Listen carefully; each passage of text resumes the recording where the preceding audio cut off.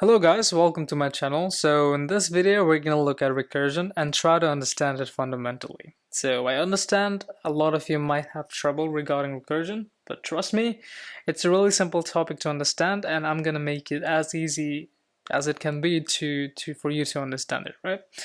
So before we do anything, let's dive into the main definition of recursion, which is it's a cliche definition, and it says that whenever a function is being called by itself, it's called recursion, right? In mathematics, it's also the same thing, right?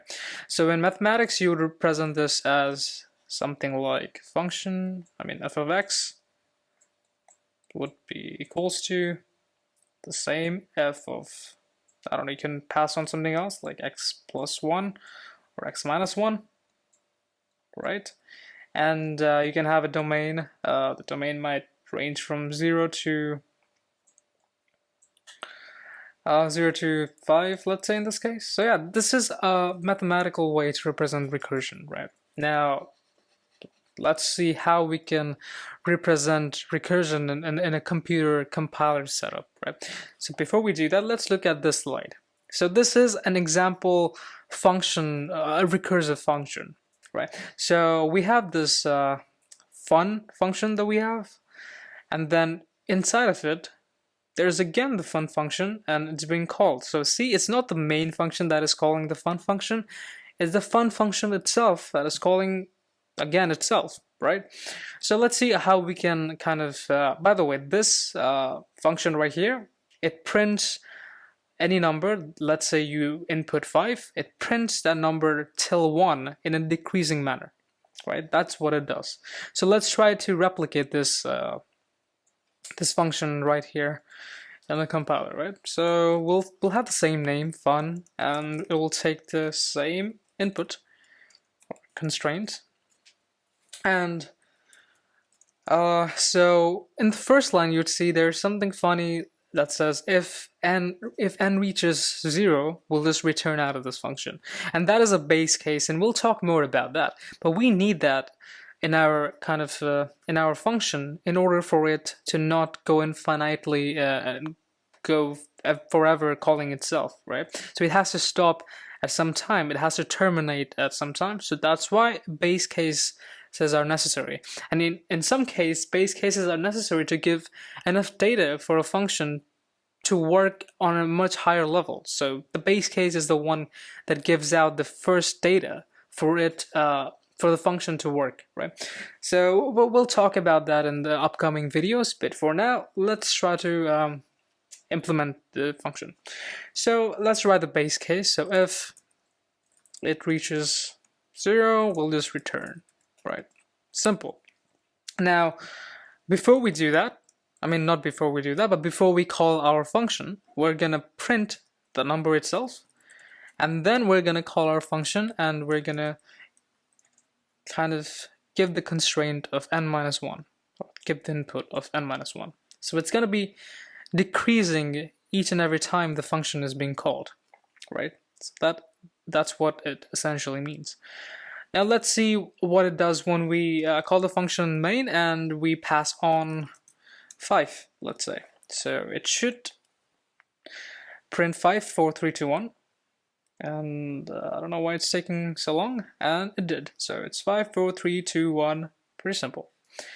Now, that is cool, but like, what actually happened behind the scenes, right? So before that, we need to kind of understand call stack, the call stack. Now, the call stack is responsible for all of the recursive calls that we did, right? So let's go to the whiteboard and try to understand what we just did. So this is the call stack, right?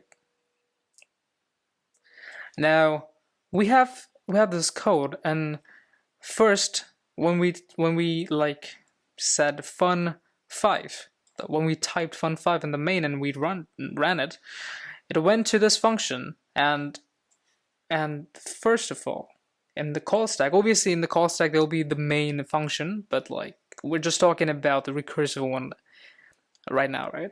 So firstly, it will pass on this fun of 5. Right, this is fun of 5. because that's the first argument we have, right? That's the first argument. And then when we go into fun5, it says, okay, n is not equals to 0 right now, so I'm not going to return, at least not now. I'm just going to do what it's supposed to like do, right? So I'm just going to print n, which is at that moment it is 5. So it's going to print 5. And it did print 5. And then it's going to go down and it says, oh, I'm calling myself. So let's just do that, right? So this gets executed, and now another function call gets into the call stack, right? So due to this, another function call just gets added to the stack, and it is fun, you guessed it, it's fun4, because n minus 1, remember? And now n is 4, and now it again goes through the whole thing, the whole list of things, right? The 3 things that we have. And it says n is still not 0 right now, and it says that I should print n, and n is 4 right now, so I'm just gonna print 4, like a good little boy. I'm gonna print 4, and then I'm gonna go down. Oh, I'm calling myself again. Huh, that's cool. So see, it's repeating. So it's gonna be fun3 again, because n minus 1, remember? And it's gonna do the same things over and over again, right? 3. Now it's gonna print 3, and then it's gonna be like, I'm not gonna like write everything because it's taking a lot of time. So it's gonna be 2. It's a horrible 2, but you get the point. It's gonna be 2, and then after that it's gonna be 1, and it's gonna print 1. Why? You know why. And now after that, it's gonna reach 0 at one point, and then it's gonna be like, hey, n is now finally 0, and I'm supposed to return out of this and not do anything now. So I'm just gonna return, and now all the functions, I mean the calls, would just get erased, because like there is nothing else to do anymore. Like there are no commands left to be executed. So it's just gonna get removed from the call stack one by one. Just gonna do this. Yeah. So, and then we'll at the end have this beautiful little series of numbers, right? So I hope that was understandable.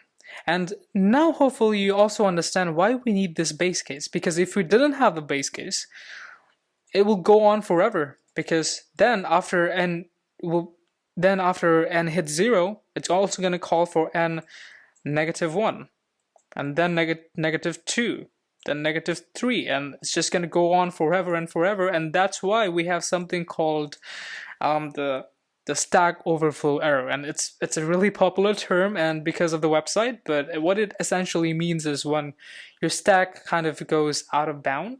I mean, I don't know if that's the right term, but it basically goes out of capacity, and it cannot hold the function calls that is being generated, right? Basically, so that's why we need a base case in order to like terminate the recursive function and actually get our output, desired output, right? So that was one program that we just did, and we kind of understood how the call stack works.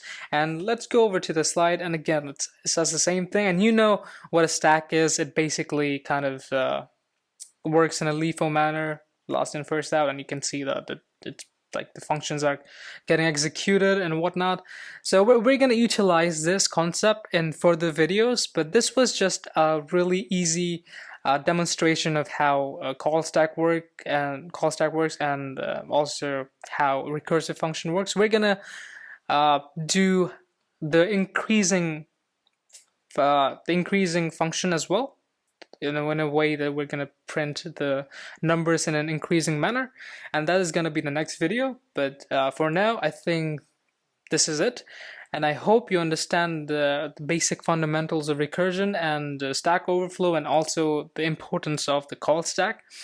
So yeah, just try to practice this program by yourself, and if you get into any kind of problems, feel free to like comment, right? So thank you and have a great day.